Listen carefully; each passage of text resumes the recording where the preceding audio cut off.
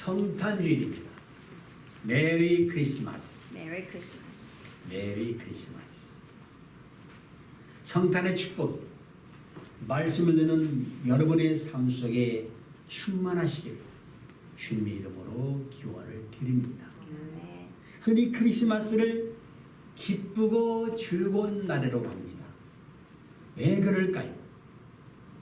예수님께서 죄로 죽을 수밖에 없는 우리를 구원하시기 위해서 이 땅에 오셨기 때문에 그렇습니다. 마태복음 1장 21절입니다. 아들을 낳으리니 이름을 예수라 하라. 이는 자기 백성을 저희 죄에서 구원할 자이심이라 하니라 그러십니다. 크리스마스는 우리를 향하신 하나님의 사랑이 확진된 날입니다. 얼마나 우리를 사랑하신가 보여준 날이 성탄이다 그 말이죠. 이것은 단지 2000년 전의 사건으로 끝난 것이 아닙니다. 주님의 탄생은 지금 이 시간 우리 마음속에 다시 한번 일어나야 됩니다. 우리는 진정한 의미의 성탄이 무엇인지 생각해보고 올바른 성탄절을 맞이해야 됩니다. 성탄절은 예수님의 생일이죠. 사실 예수님이 어느 날에 탄생하셨는지는 아무도 모릅니다. 그러나 1년 중에 어느 날인가는 분명히 태어나셨으므로 하루를 정하여 예수님의 생일로 기념하는 것입니다. 우리가 여기서 곰곰이 생각해 봐야 됩니다. 예수님은 영원하신 하나님이십니다. 그분의 근본은 태초, 세상 처음부터 계셨지요. 시작과 끝이 없는 분입니다. 그러니까 그분에게는 생일이 아무 의미가 없습니다. 엄격히 말하면 생일 자체가 없는 분이십니다. 인간이 그 날을 정해서 생일이라고 한 것뿐입니다.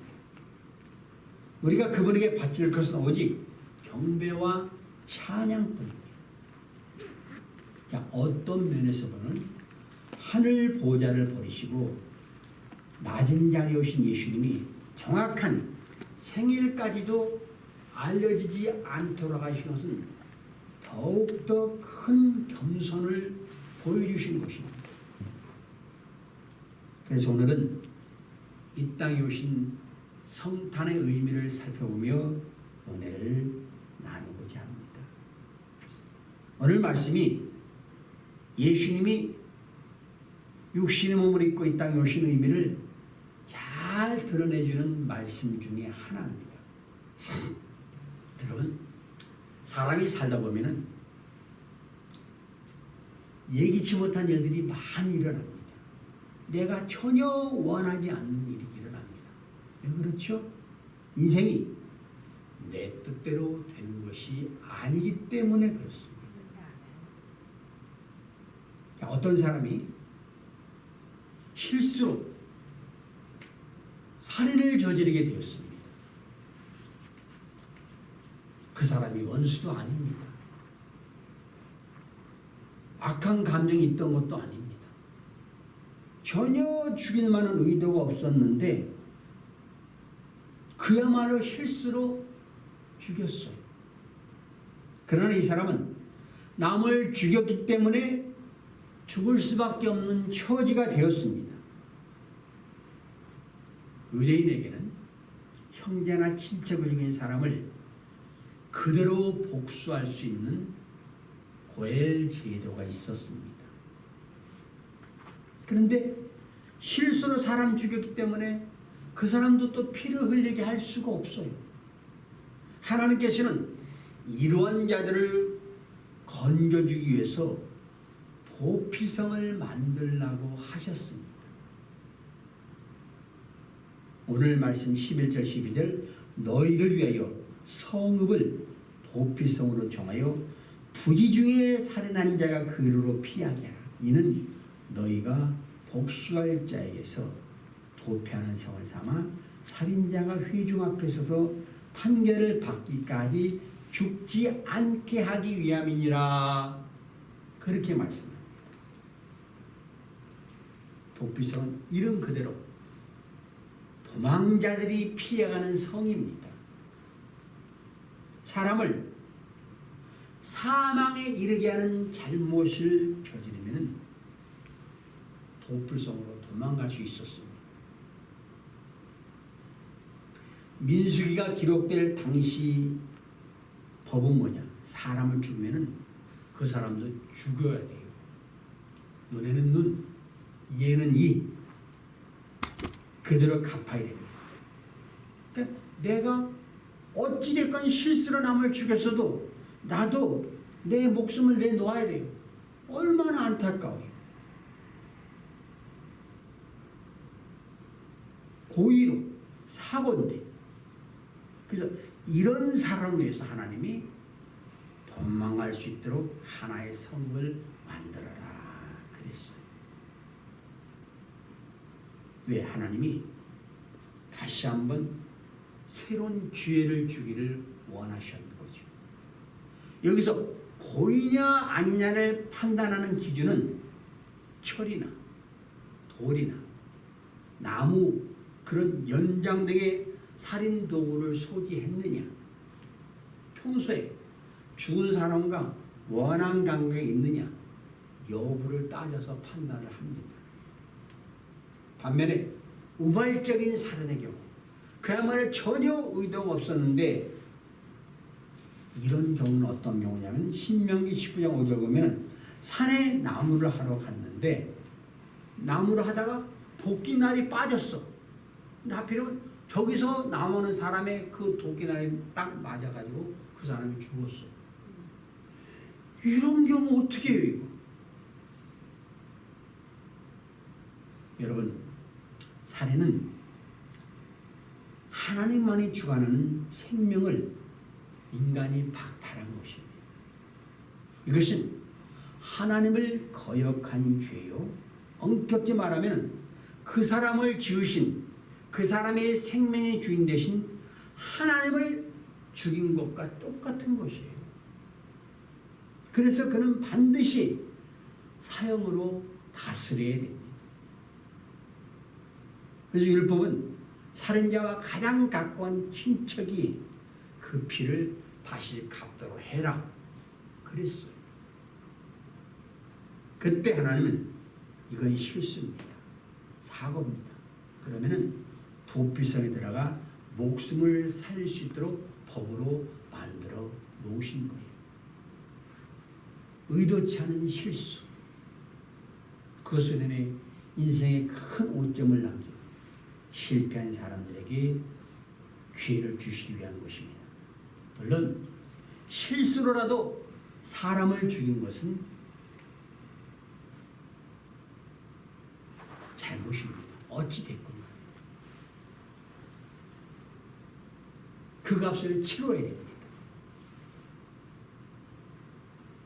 그런데 그 사람이 도피성에 들어가면 살지만 형벌을 면할 수가 있어요.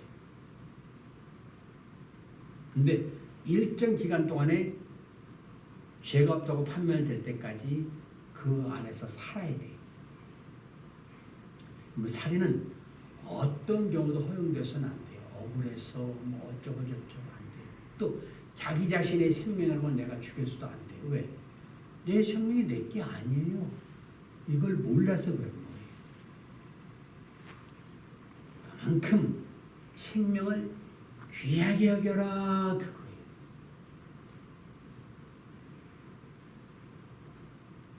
오늘 어떤 실수한 사람이 도피성으로 가기 전에는 죽음을 당할 수 있어요. 그러니까 형제 중에 가장 가까운 사람이 죽일 수가 있었어요.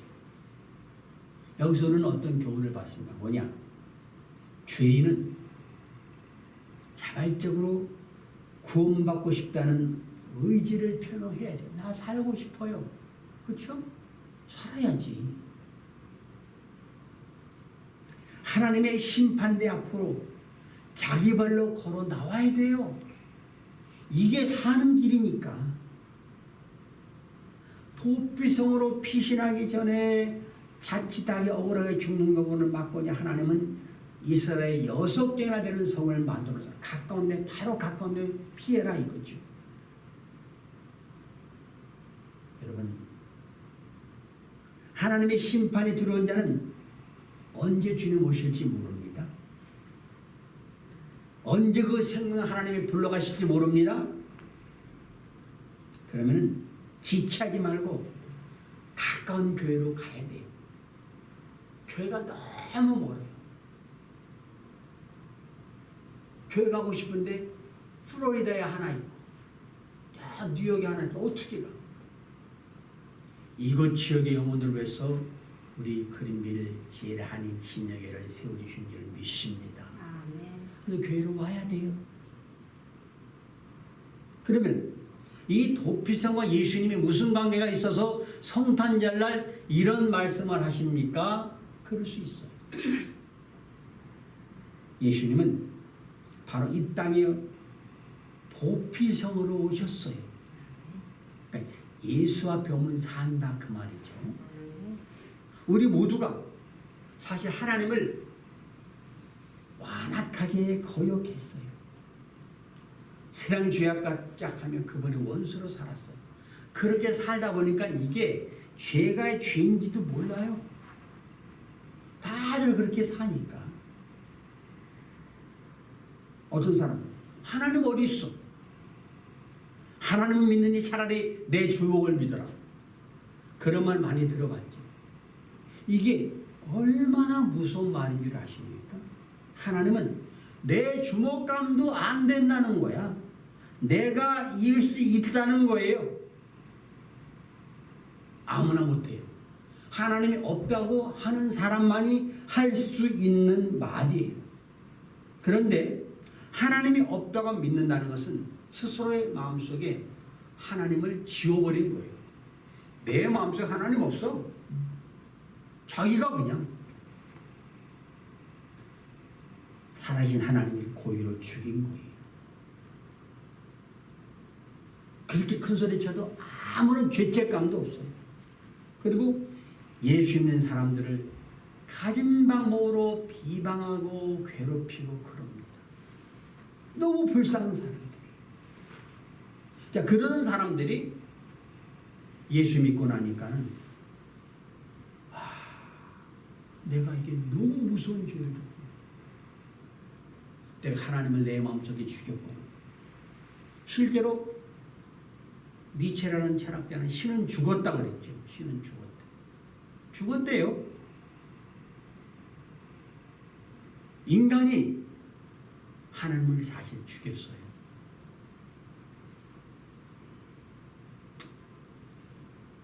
표현 방법이 마땅치 않은데 하나님과 가장 가까운 자가 누굴까요? 독생자 예수님. 그분이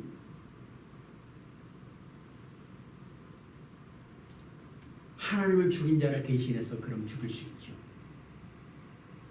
이 땅에 오셨어요. 근데 그분은 우리를 죽였어요? 아니. 우리를 죽이는 대신에 나를 위해서 십자가에 못 박혀 대신 죽으셨어요. 이게 인간적인 어떠한 지식으로 종교로 도덕적으로 이해가 안 돼요. 그분이 나를 위해서 죽이시기 위해서 오셔갖고 우리는 예수님이 가면 살아요. 그래서 예수님이 우리의 도피성이 되신다. 피난처 있으니 내게 오라 그랬잖아요. 그분 앞에 가야만 살아요. 그분 앞에 가기 전에 죽음을 당했어? 기회가 없어요. 여러분, 이것은 하나님의 성령께서 역사하셔야 깨달을 수 있어요. 이 십자의 진리를 깨달으면 나는 하나님 앞에 주여 감사합니다. 감사합니다. 그런 거. 여러분, 나를 위해서 목숨 버리신 예수님께 나를 바치는 것만큼 더 귀한 것은 아무것도 없어요. 주님이 다른 거 안 원하세요. 나는 너를 원하노라 그거예요. 이보다 더 큰 은혜도 없고 기쁜 소식도 없어요. 여러분 분명히 기억하십시오. 실수로 살인해서 무죄가 되어도 남의 생명을 빼앗은 것은 잘못이죠. 그래서 도피성 밖으로 나가면은 그 사람은 죽여도 돼요. 이게 뭘 말해요? 살려면 도피성 안에 거해야 돼요. 마찬가지로 신자가 예수 믿었다가 또 세상으로 나가요. 그러면 어떻게 돼요? 그 사람은 죽어요. 이걸 우리가 모르는 거예요. 우리는 날마다 십자가 은혜 안에 거해야 되면서 셈을 얻고 그래야 또 믿음도 성장합니다. 참빛 안에 들어왔어요. 빛 대신 주님 딱 들어왔어. 그래서 천국 가는 길이 보여. 알아요. 그자가 다시 어둠의 세력과 타협하면 안 돼요.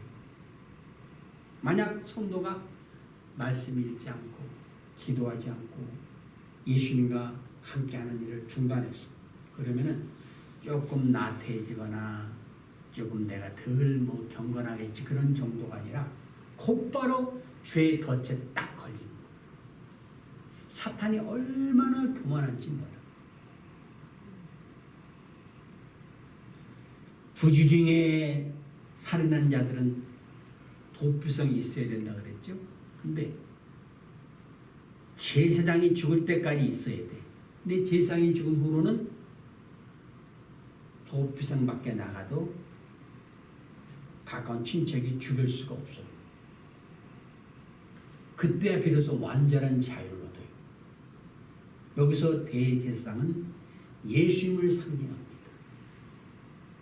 우리 성도의 일생은 예수님과 연합해서 그분과 함께해야 살아요. 이것은 하나님이 완전한 용서를 해준 것을 인간이 심판할 수가 없어요. 누가 우리를 정죄해도 너 같은 죄인이 어쩌저쩌 해도 내 죄를 예수님이 사해 주셨습니다. 그러면 끝이에요. 구약에 동물 희생제사를 드렸죠.